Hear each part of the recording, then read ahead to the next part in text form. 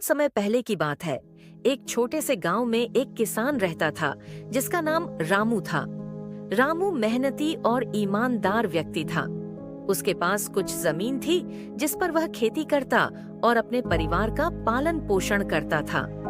उसकी पत्नी सीता और 2 बच्चे उसके साथ रहते थे। रामू का जीवन सीधा सादा था, लेकिन उसकी मेहनत कभी रंग नहीं लाती थी। मौसम कभी ठीक नहीं रहता था और फसल कीटों से खराब हो जाती थी।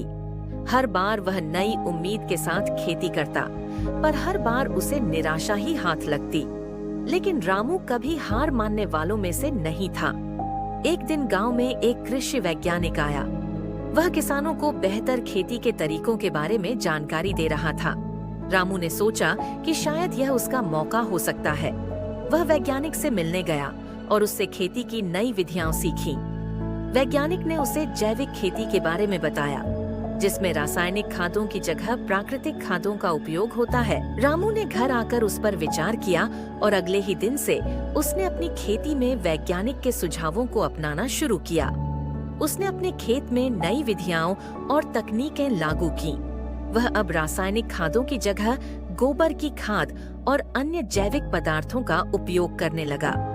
इसके अलावा वह पानी का सही प्रबंधन और फसलों की सुरक्षा के लिए बेहतर तरीकों का इस्तेमाल करने लगा। कुछ महीनों बाद रामू की फसल पहले से कहीं अधिक हरी भरी और स्वस्थ दिखने लगी। गांव के अन्य किसान उसकी खेती को देखकर हैरान हो गए। जब फसल काटने का समय आया तो रामू की फसल पहले से दुगनी हो गई। उसकी मेहनत और वैज्ञानिक विधियों का फल उसे मिल गया था। अब रामू गांव का सबसे सफल किसान बन गया था। उसकी खेती से न सिर्फ उसका परिवार खुशहाल हुआ, बल्कि गांव के अन्य किसानों ने भी उससे सीखना शुरू कर दिया।